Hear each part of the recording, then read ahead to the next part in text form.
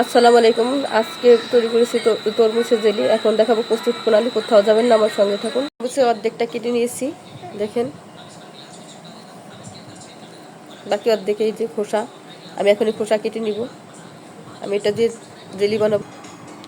পিছনের খোসা এইভাবে ছাড়িয়ে নিতে হবে, আর সামনের কেটে নিয়েছি এইভাবে, লাল অংশ ছাটিয়ে নিয়েছি।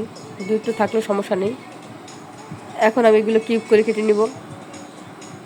টামান হয়ে গেছে। এখন আমি চিনি দিয়ে দেবো, এইটার মোটা চিনি। এটা আমি 10 মিনিট মাখিয়ে নিব। দেখেন চিনিগুলো কীরকম হয়ে গেছে, কত পানি হয়ে গেছে। ছেড়ে দিয়েছি, আর দিয়েছি 2টি দারচিনি। আমি চিনি দিলাম এখানে,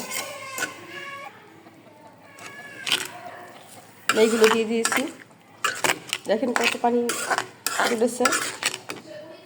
আমি 1 চামচের মতো চিনি দিয়েছি, কারণ এখানে আমি অনেক বেশি বাড়তি চিনি দিয়ে দিয়েছিলাম, তার জন্য 1 চামচ চিনি দিয়েছি। এখন আমি মিডিয়াম আছে 5 মিনিটের মতো জাল দিব।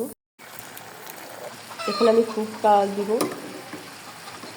আমি দিব এখানে রেড কালার।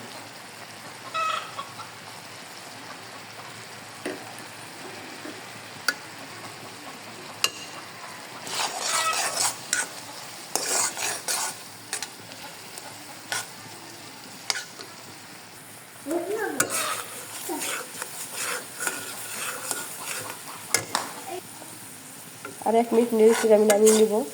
জাল দিয়ে 1 মিনিটের মতো জ্বালাবো। বানানো আমার হয়ে গেছে। এখন আমি এটা জুড়াবো, জুড়িয়ে আমি হয়ে গেছে। দেখুন